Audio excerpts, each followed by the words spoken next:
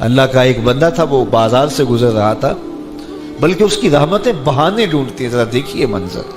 تو اس نے دیکھا ایک شرابی ہے، وہ گندی نالی پہ گرا ہوا ہے اور گندے پانی سے اس کا منہ گندا ہو رہا ہے۔ انسان کے احترام کے ناطے دل میں ترس جاگا اور اس کو وہاں گندی نالی سے اٹھایا اور اس کا منہ دھویا اور گھر کا رستہ دکھایا۔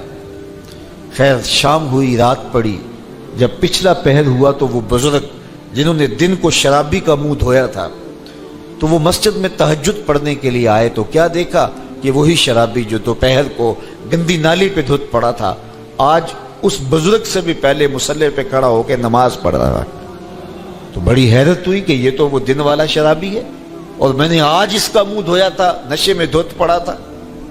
تو حیرت کا اظہار کیا تو ہاتف سے آواز آئی، میرے بندے تو نے اس کا منہ دھو دیا تھا، میں نے اس کا دل دھو دیا ہے۔ تو جب بندہ اللہ کے حضور توبہ کرتا ہے، اس کے حضور معافی مانگتا ہے تو پھر وہ کتنا عطا کرتا ہے، اور بندے کے گناہوں کو معاف ہی نہیں کرتا بلکہ اس کے گناہوں کو نیکیوں میں بدل کے رکھ دیتا ہے۔ یہ بندے پر اللہ کی کرم نوازیوں کے برستے رنگ ہیں۔ التائب من الذنب کمن لا ذنب لہ، گناہ سے توبہ کرنے والا ایسا ہوتا ہے جیسے اس نے گناہ کیا ہوا ہی نہیں۔ حدیث پاک میں آتا ہے کہ قیامت کے دن ایک شخص اپنا نامہ اعمال کھولے گا اور اسے فرمایا جائے گا کہ اپنے نامہ اعمال کو پڑھو، تو وہ نامہ اعمال پڑھنا شروع کرے گا۔ اب اس نے بڑے بڑے جرم کیے ہوں گے اور چھوٹے چھوٹے گناہ بھی کیے ہوں گے۔ اب اللہ سے حیا کرتے ہوئے، شرم کرتے ہوئے جو بڑے گناہ ہیں ان کو چھوڑتا جائے گا، صرف نظر کرتا جائے گا اور چھوٹے چھوٹے گناہ پڑھتا جائے گا۔ جب وہ سارا نامہ اعمال پڑھ چکے گا تو آواز آئے گی، بندے جا، میں تیرے سارے گناہوں کو بدل کے نیکیوں میں تبدیل کر دیا۔ تو وہ کہے گا، اے اللہ ابھی تو میرے بڑے بڑے گناہ رہتے تھے جو میں نے ابھی پڑھے ہی نہیں۔ تو جب یہ بات اللہ کے محبوب نے ارشاد فرمائی تو حضور اتنا مسکرائے کہ صحابہ کو حضور کی داڑھیں نظر آنے لگی۔ پہلے وہ کہہ رہا ہے کہ چھوٹے چھوٹے گناہ پڑھتا ہے اور بڑے چھوڑتا چلا جاتا ہے، اور جب یہ اسے پتا چلا کہ ان گناہوں کو بدل کے نیکیوں میں تبدیل کر دیا جائے گا تو وہ کہتا ہے ابھی تو بڑے بڑے گناہ میرے رہتے تھے۔ تو اللہ کی یہ کرم نوازیوں کے رنگ ہے کہ وہ گناہوں کو بدل کے نیکیوں میں تبدیل کر دیتا ہے، اور بندہ جتنا بڑا گناہ گار تھا جب سچے دل سے اس کے حضور توبہ کرنے کے لیے حاضر ہوتا ہے تو پھر اتنا ہی بڑا نیکوکار بن جاتا ہے۔ سیدنا عمر فاروق رضی اللہ تعالی عنہ کا زمانہ تھا، اور آپ جانتے ہیں وہ ہاتھ میں درہ رکھتے تھے اور گلیوں میں گشت کیا کرتے تھے رات کو۔ دن کو بھی آپ دیکھتے تو ایک شرابی تھا جو ہاتھ میں شراب کی بوتل لیے آ رہا تھا، اچانک گلی کا موڑ کاٹا تو آگے حضرت عمر آ رہے تھے، ایک دم ڈر گیا اور دل ہی دل میں کہا، اے اللہ حضرت عمر کے قہر سے بچا لے، ساری زندگی شراب نہیں پیوں گا۔ سچی توبہ کر دی اور جلدی سے وہ شراب کی بوتل بغل میں دبا لی۔ اتنے میں حضرت عمر بھی سر پہ پہنچ گئے اور کڑک کے کہا، گرج کے کہا کہ یہ تیرے پاس کیا ہے؟ تو تھی تو شراب۔ اب ڈرتے ہوئے اس نے کہا، حضور یہ سرکہ ہے۔ تو حضرت عمر فرمایا، نکالو۔ اب وہ تھر تھر کانپ رہا ہے اور بغل سے وہ شراب کی بوتل نکالی۔ جب نکالا تو وہ شراب نہیں تھی، سرکہ بن چکا تھا۔ تو جو اللہ شراب کو سرکے میں بدل دینے پہ قادر ہے وہ گناہوں کو نیکیوں میں بدل دیتا ہے۔ تو یہ ایک صورت دکھائی کہ دیکھو یہ شراب کو سرکے میں تبدیل کر دیا، تمہارے گناہ بھی نیکیوں میں تبدیل کر دیں گے۔ تم آؤ تو صحیح اس کی چوکھٹ پہ، تم ہاتھ تو پھیلاؤ۔ حضرت داتا گنج بخش علی حجویری علیہ رحمہ کشف المعجوب کے اندر لکھتے ہیں کہ جو فرمایا گیا کہ جس نے توبہ کی اللہ نے اس کی مغفرت کر دی، تو ایک بزرگ کا قول نقل کیا کہ جس کو اللہ نے بخشنا تھا اللہ نے اس کو توبہ کی توفیق دے دی، اس کو بلایا ہی اسے ہے جس نے مغفرت کرنی تھی۔ تو توبہ کی توفیق کا نصیب ہو جانا یہ اللہ کی خاص رحمتیں ہیں، اور توبہ کرنے والا اللہ کی خاص رحمتیں پاتا ہے۔ توبہ کرنے والا جب اس کے حضور حاضر ہوتا ہے تو اللہ تعالیٰ اس پہ بہت خوش ہوتا ہے۔ اللہ کے محبوب علیہ السلام نے باقاعدہ ایک مثال سے یہ حقیقت سمجھائی کہ توبہ کرنے والے کے لیے اللہ کی خوشی کا عالم کیا ہوتا ہے، اللہ کیسے خوش ہوتا ہے توبہ کرنے والے پر۔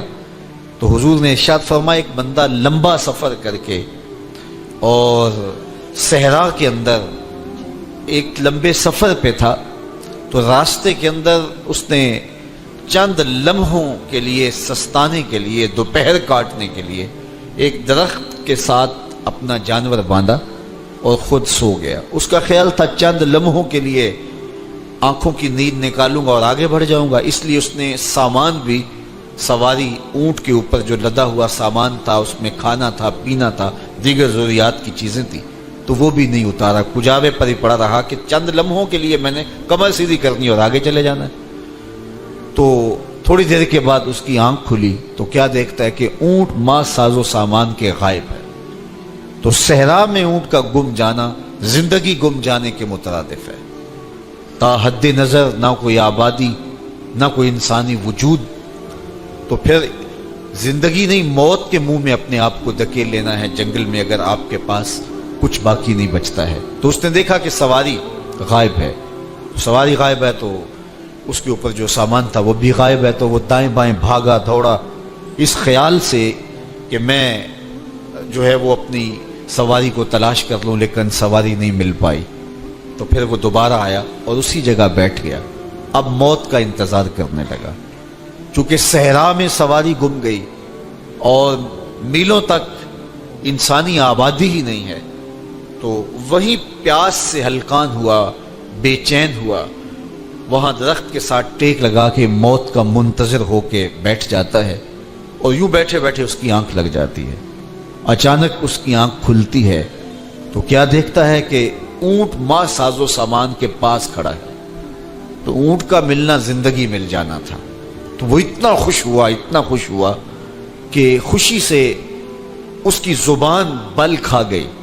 وہ کیا کسی نے کہا نا کہ جب بھی تیری قربت کے امکان نظر آئے، ہم اتنے خوش ہوئے کہ پریشان نظر آئے۔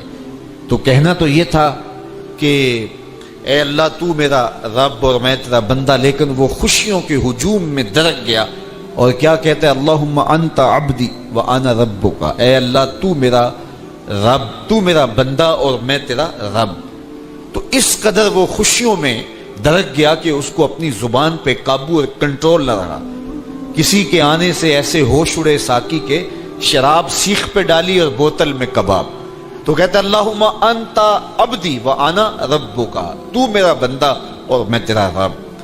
تو یہ اس کی زبان قابو میں نہ رہی اور وہ بل کھا گیا، خوشیوں کا ہجوم ایسا ہوا۔ تو اللہ کے محبوب نے یہ مثال بیان کرنے کے بعد ارشاد کیا، مجھے بتاؤ اس بندے کو کتنی خوشی ہوئی کہ زبان پہ قابو نہیں، جذبات پہ کنٹرول نہیں، کہنا کچھ ہے بول کچھ رہا ہے۔ تو صحابہ نے عرض کی حضور بہت خوشی ہے۔ تو فرمایا جس طرح یہ بندہ اونٹ کے ملنے پر واپس آنے پہ خوش ہوا، حتیٰ کہ خوشیوں کے ہجوم میں اس کی زبان بھی قابو میں نہیں رہی، یہ بتا رہا ہے خوشیوں کے وفور کا عالم اور مسرتوں اور جو ہے وہ خوشیوں کی کثرت کا عالم بتا رہا ہے۔ تو فرمایا یہ بڑا خوش ہوا جب کوئی بندہ پلٹ کے مالک کی دہلیز پہ آتا ہے، اللہ اس سے بھی زیادہ خوش ہوتا ہے کہ میرا بندہ میری چوکھٹ پہ آ گیا۔ تو پھر اللہ یہ نہیں دیکھتا کہ اس کے گناہ کتنے ہیں، سمندر کی جھاگ کے برابر بھی گناہ ہو تو معاف کر دیے جاتے ہیں، اس لیے کہ میرا بندہ پلٹ کے میری چوکھٹ پہ آیا ہے۔ تو توبہ اللہ کو محبوب ہے، اللہ کو مطلوب ہے، اللہ کو چاہیے کہ بندہ اس کے حضور آئے اور پھر اللہ جل شانہ اس کی مغفرت و بخشش فرما دیتا ہے۔ یہ موسم نور کے موسم ہے، عام دنوں میں بھی توبہ کرو، دن میں کرو یا رات کو کرو، کسی بھی مقام پہ توبہ کرو، اللہ معاف کر دینے والا ہے۔ لیکن یہ خاص ایام تو ایسے ہیں کہ اللہ کی رحمتیں بندوں کو معاف فرما دیتی ہیں، اور اگر کوئی توبہ کا جو ہے وہ دامن پکڑ کے آ جائے، اس کے حضور حاضر ہو جائے، تو پھر اللہ تعالیٰ جل شانہ بندوں کی خطائیں بھی معاف کرتا ہے اور ان کے گناہوں کو بدل کے نیکیوں میں تبدیل کر دیتا ہے۔ خوش نصیب ہیں وہ لوگ جو ان بابرکت ایام میں اپنی بخشش کا سامان کر لیتے ہیں، اور ان سے بڑا بدبخت بھی کوئی نہیں جو ان سہانے موسموں میں بھی پیاسے رہتے ہیں۔ اور ان موسموں میں بھی ان کی بخشش و مغفرت نہیں ہو پاتی. رت سہانی ہو، موسم اچھا ہو، تو مجھے بتاؤ کہ جو اس موسم میں بھی اپنے آپ کو محروم رکھے تو اس سے بڑی بد نصیبی کیا ہوگی. اللہ کے محبوب علیہ السلام نے منبر کی تینوں سیڑھیوں پہ قدم رکھتے ہوئے آمین آمین پکارا. تو حضور علیہ السلام سے عرض کیا گیا یا رسول اللہ صلی اللہ علیہ وسلم، ہر سیڑھی پہ قدم رکھتے ہوئے آپ نے آمین کہا، تو آپ نے کس بات پہ آمین کہا؟ فرمایا جبریل امین حاضر خدمت ہوئے اور انہوں نے کہا اس شخص کی ناک خاک آلود ہو جو ماہ صیام رمضان المبارک کو پائے اور اپنی بخشش نہ کروا سکے. تو میں نے اس پہ آمین کہا کہ اتنا مقدس مہینہ نصیب ہو، اتنا سہانا موسم آئے اور وہ پھر جہاں کھڑا تھا وہی کا وہی کھڑا رہے. میں اور آپ اپنا محاسبہ کر سکتے ہیں. موسم رحمت اور فصل نور رمضان المبارک اپنا آدھا سفر طے کر چکا ہے. یہ مبارک مہینہ آدھا سفر اس کا بھی باقی ہے. تو میں اور آپ ذرا اپنے آپ کو اپنے ضمیر کی عدالت میں کھڑا کر کے اپنے آپ کو دیکھ کر کے دیکھیں، سوچیں کہ ہم نے ان 15 دنوں کے اندر کتنا سفر طے کیا. 29-30 شعبان کو ہم جہاں کھڑے تھے، کیا ہم آج بھی وہیں کھڑے ہیں یا ہمارا کچھ سفر بہتری کا ہوا ہے؟ اور اگر ہم وہیں کے وہیں کھڑے ہیں تو پھر ابھی وقت ہے ہم بقیہ 15 دنوں میں اللہ کی رضا جوئی کے لیے کوشاں ہو جائیں. ورنہ کتنی بڑی وعید ہے. جبریل دعا کر رہے ہیں اور اس پہ حضور آمین کہہ کے مہر لگا رہے ہیں. اس شخص کی ناک خاک آلود ہو جو ماہ صیام کو پائے اور اپنی بخشش نہ کروا سکے. مجھے اور آپ کو پتہ ہے کہ ہم کہاں کھڑے ہیں. بل الانسان علی نفسہ بصیرہ ولو القی معاذیرہ. انسان خود اپنے آپ کو جانتا ہے کہ میں کہاں کھڑا ہوں. وہ اپنے آپ کو خود دیکھتا ہے. ایک تو فیصلہ قیامت کے دن ہوگا، نامہ اعمال تولے جائیں گے اور نامہ اعمال کے تلنے کے بعد پتہ چلے گا نیکیاں کتنی ہیں اور برائیاں کتنی ہیں. لیکن ایک ہم اپنے ضمیر کے اندر ترازو گاڑ کر کے اپنے عمل تول سکتے ہیں اور ہمیں پتہ ہے ہم نے نیکیاں کتنی کی، ہمیں پتہ ہے ہم نے برائیاں کتنی کی. جو نیکیاں کی ان میں اللہ کی رضا کے لیے کتنی کی، لوگوں کے دکھاوے کے لیے کیا کیا، خواہش نفس کے لیے کیا کیا. لوگ اس کو نیکی سمجھتے رہے لیکن ہم تو سمجھتے ہیں وہ نیکی ہے کہ نہیں ہے. اس طرح جو برائیاں کی وہ تو برائیاں ہیں. تو میں اور آپ اپنے ضمیر کی عدالت میں ترازو گاڑ لیں اور اپنے اعمال کو ابھی تول لیں. فرمایا گیا حاسبوا قبل ان تحاسبوا، قبل اس سے کہ تمہارا حساب کیا جائے تم اپنا حساب پہلے ہی کر دو. تو اپنے اندر کی ستھرائی، اپنے اندر کی پاکیزگی. ایک مفسر نے بڑی خوبصورت خسارے کی بات کی. وہ کہتا ہے کہ خسارہ یہ ہے کہ ایک شے کو ایک حسن دیا گیا ہے، دوسرے حسن سے اسے محروم رکھا گیا ہے، تو وہ شے کہتی ہے کہ میں خسارے. مثال کے طور پہ یہ پھول ہی ہیں، ان میں خوشبو ہے لیکن روشنی نہیں ہے. اندھیرے میں رکھ کے چراغاں نہیں کیا جا سکتا. چاند میں روشنی ہے لیکن خوشبو نہیں ہے. تو چاند کہتا ہے میں خوشبو کے خسارے میں ہوں، پھول کہیں گے میں روشنی کے خسارے میں ہوں. اسی طرح بلبل کہتے ہیں میری آواز میں تو جادو ہے لیکن میرے پنجوں میں زور نہیں ہے. شیر کہتا ہے میرے پنجوں میں تو زور ہے لیکن میں اڑنا نہیں جانتا. کوئل کہتی ہے میری آواز میں تو جادو ہے لیکن رنگ میرا کالا ہے. مور کہتا ہے میرا رنگ بڑا سونا لیکن میرے پاؤں بدصورت ہے. ہر شے کسی نہ کسی طرح خسارے میں. انسانوں کو دیکھ لیں، ایک بچے سے پوچھ لیں، وہ کہتا ہے میرے پاس بچپنے کی معصومیت تو ہے تو لیکن میرے پاس جوانی کا زور نہیں ہے. ایک جوان سے پوچھیں، وہ کہتا ہے میرے پاس جوانی کا بانک پن تو ہے لیکن میرے پاس بڑھاپے کے تجربے نہیں. ایک بوڑھے سے پوچھیں، وہ کہتا ہے میرے پاس بڑھاپے کے تجربے تو قطار اندر قطار ہیں لیکن میرے پاس سب بچپنے والی معصومیت نہیں رہی. وہ اپنی خوشی سے آنا، وہ اپنی خوشی سے جانا. اقبال نے کہا تھا جنبش زنجیر در سے لطف آتا تھا مجھے. کوئی کنڈا بھی ہلا کے چلا جاتا تو اس سے بھی بچہ لطف کشید کرتا ہے. آج تو نغمے نہیں نہ بہلاتے، اس وقت وہ زنجیر کا ہلنا بھی طبیعت کے اندر ایک کیفیت پیدا کر دیتا تھا. اپنے جل جانے کا بھی احساس نہیں تھا، جلتے ہوئے شعلوں کو چھیڑا کرتے تھے. اب تو ایک آنسو بھی باعث رسوائی ہے، بچپن میں جی بھر کے رویا کرتے تھے. آج دنیا چاند پہ پہنچنے کے لیے بے چین ہے. کیسا زمانہ تھا جب خود ہی چاند ہوا کرتے تھے. آج دنیا عالی نصب محل بنا کر کے بھی اتنی تسکین نہیں پاتی. لیکن کیسا زمانہ تھا کہ گلی میں کوئی ریت پھینک جاتا تو بچہ پاؤں کے اوپر ریت تھپک پھر ہولے سے پاؤں نکال لیتا. اگر وہ گھروندہ بچ جاتا تو اتنی خوشی ہوتی. آج کوٹھی اور محل بنا کر بھی اتنی خوشی نہیں ہوتی جو دن میں کئی مار نصیب ہوتی تھی. وہ کاغذ کی کشتی، وہ بارش کا پانی، وہ رنگ ہی اور تھا، زمانہ ہی اور تھا. تو وہ کہتا میرے پاس تجربے تو قطاروں میں ہیں، لیکن کیا کروں، میرے پاس اب بچپنے کی وہ معصومیت نہیں رہی، لہٰذا میں خسارے. اس طرح ہر شے کسی نہ کسی طرح خسارے. ایک عالم کہتا ہے کہ میرے پاس علم کا نور تو ہے لیکن میرے پاس سحری کے سجدے نہیں ہیں. ایک شب زندہ دار کہتا ہے میرے پاس سحری کے سجدے تو ہیں لیکن میرے پاس علم کا جمال نہیں ہے. ایک خوشگلو شخص کہتا ہے میرے پاس جو ہے وہ گلے کا جمال تو ہے لیکن میرے پاس تحقیق کا وہ جوہر نہیں ہے. اور ایک محقق کہتا ہے میرے پاس تحقیق کے آبگینے اور تحقیق کے جو ہیں وہ میدان میں میرے پاس شاہ سواری تو ہے لیکن کیا کروں، تحقیق میرے اندر ہی ہے. میرے لہجے کے اندر وہ آواز میں وہ بانکپن نہیں ہے کہ میں اپنی بات کو لوگوں تک اچھے انداز سے پہنچا سکوں. تو ہر شے کسی نہ کسی طرح خسارے میں ہے. کسی کو کسی شے کا خسارہ، کسی کو خوشبو ہے روشنی کا خسارہ، کسی کے پاس روشنی ہے خوشبو کا خسارہ، کسی کے پاس علم ہے لیکن اس کو جو ہے وہ آواز کا خسارہ، کسی کے پاس آواز ہے لیکن اس کو علم کا خسارہ، کسی کے پاس بچپن ہے تو بڑھاپے کا خسارہ، بڑھاپا ہے تو بچپنے کا خسارہ. ہر شے کسی نہ کسی طرح خسارے میں ہے.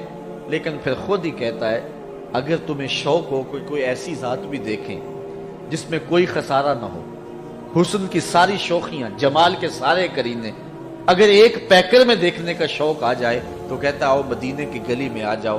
رب نے ایک محمد ایسا بنایا ہے جس میں کوئی شے چھوڑی نہیں، سارے حسن اکٹھے کر دیے. حسن یوسف دم عیسیٰ ید بیضا داری، ہما دارند آنچ خوباں تو تنہا داری. تم نے پھوٹتے ہوئے جھرنوں کا حسن دیکھا ہوگا، تم نے بہتی ہوئی ندیوں کا جمال کشید کیا ہوگا، تم نے پربتوں پر اگے ہوئے جو ہے وہ درختوں کا لطف اٹھایا ہوگا، تم نے ساون کے موسموں میں سرمئی بادلوں کا مزہ لیا ہوگا، برستی برکھا کا لطف بھی اٹھایا ہوگا، تم نے جو ہے وہ مرغزاروں، لالا زاروں، کوساروں، جوئے باروں کا لطف بھی اٹھایا ہوگا. لیکن یہ سارے حسن ایک پیکر میں دیکھنے کا شوق ہو تو اللہ تعالیٰ فرماتا ہے میں نے اس کے لیے ایک ہی ذات بنا دی. حسن کائنات کو اگر اکٹھا کیا جائے تو مجموعے کا نام محمد عربی صلی اللہ علیہ وسلم. تو ہر شے خسارے میں ہے الا الذین آمنوا وعملوا الصالحات وتواصوا بالحق وتواصوا بالصبر. اب ہر خسارے میں، خسارے سے بچے کا کون؟ جس کے پاس چار دولتیں، الا الذین آمنوا وعملوا الصالحات وتواصوا بالحق وتواصوا بالصبر.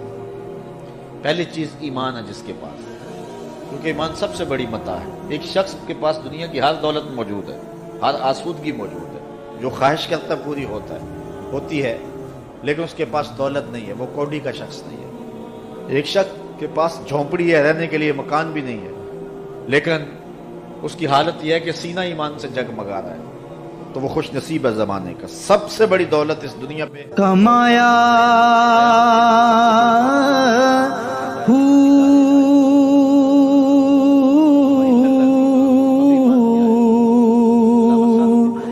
نام بھج مسیح تی وڑیا نا تسبا. جاننے کو چڑیا بھی جانتے یہ پھول کھلا ہے لیکن رقص بسمل کے تماشے تو بلبل ہی کرتی ہے. تو ایمان جاننے کا نام نہیں ہے، ایمان ماننے کا نام. جاننے کو ابو جہل بھی جانتا تھا، جاننے کو باقی کفار اور اہل کتاب بھی جانتے تھے. الذین آتیناہم الکتاب یعرفونہ کما یعرفون ابناءہم. جس طرح بیٹوں کو جانتے اسی طرح جانتے تھے، پتہ تھا انہیں یہ کون ہے لیکن جانتے تھے. مانتا تو جناب ابو بکر ہی تھا، مانتے تو جناب عمر خطاب ہی تھے نا، مانتا تو مولا کائنات ہی تھے نا. تو اصل ماننے کا نام ایمان ہے، جاننے کا نام ایمان نہیں ہے. تو اب ایمان کا سادہ مفہوم کیا ہوا کہ حضور کی ذات سے وابستگی کا نام، دل بستگی کا نام ایمان، روحی اور قلبی تعلق اور نسبت کا نام ایمان. حضور سے وابستہ ہو جانے کا نام ایمان۔ وہ ایک زمانہ تھا، آج کل تو وہ دور گزر گیا، وہ چکی سے آٹا پیستے تھے۔ جو پرانے لوگ ہیں انہوں نے چکی دیکھی ہوگی، اس کی شکل صورت ذہن میں آ گئی ہوگی۔ آپ بھی عجائب گھروں میں اور مختلف جگہوں پہ وہ چکی موجود آپ نے بھی دیکھی ہوگی۔ چکی اوپر اس کے دو پتھر ہوتے ہیں، ایک نیچے والا ایک اوپر والا۔ نیچے والا ساکن ہوتا ہے، اوپر والا متحرک ہوتا ہے۔ درمیان میں کلی ہوتی ہے، اس کے آس پاس تھوڑی سی خالی جگہ ہوتی ہے، اور اس پہ دانے ڈالتے ہیں جس کو ہم اپنی زبان میں گالا کہتے ہیں۔ پھر اس کے بعد اس اوپر والے پتھر کو گھماتے ہیں، تو جو دانے اس کلی کے ساتھ لگ کے رہ جاتے ہیں وہ بچ جاتے ہیں، اور جو کلی سے ہٹ جاتے ہیں وہ پس جاتے ہیں۔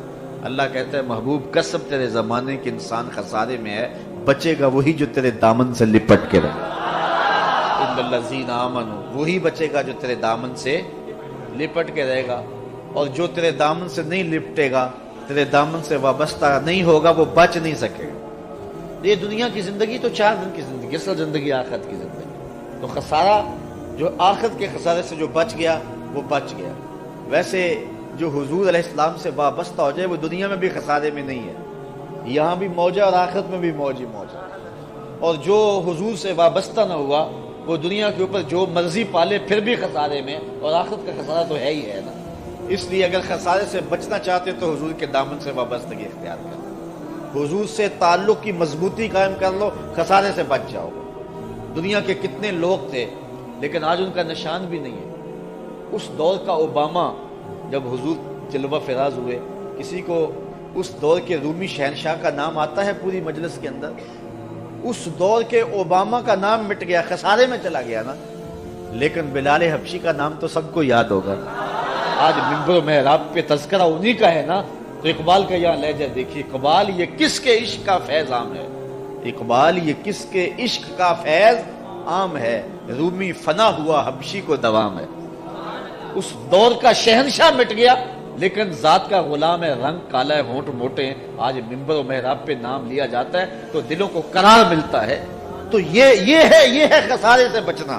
اس دور کے شہنشاہ مٹ گئے، ان کے قلعے اور ان کے نامور محلات کھنڈرات میں تبدیل ہو کے رہ گئے۔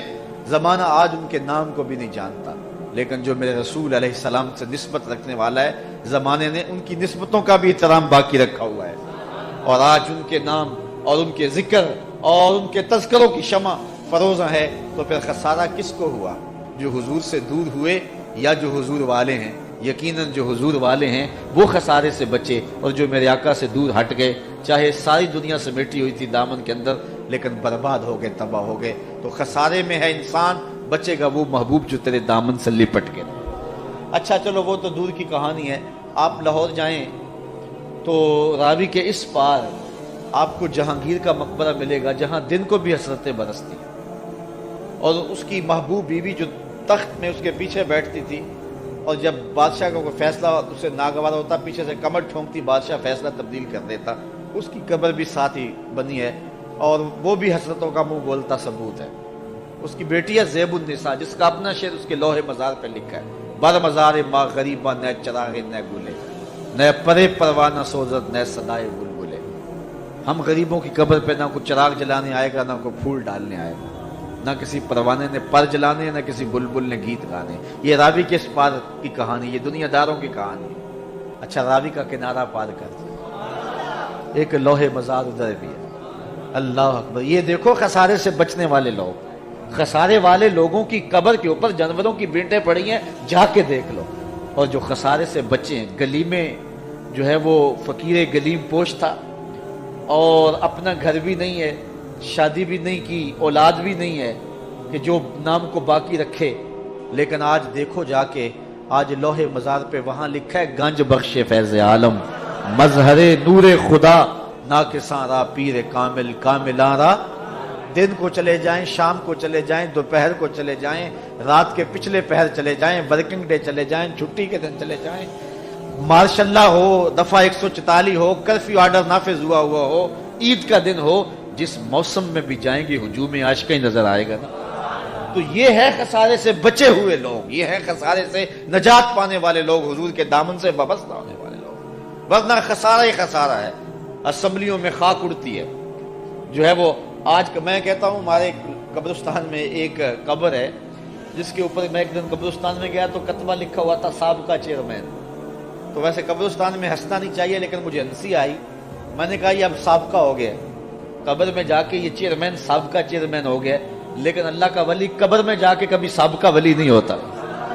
اللہ کا ولی قبر میں بھی ولی ہی ہوتا ہے, وہ وہاں جا کے سابقہ نہیں ہوتا ہے. یہ ہے بانک پن, یہ ہے خسارے سے بچنے کی صورت. تو اقبال یہ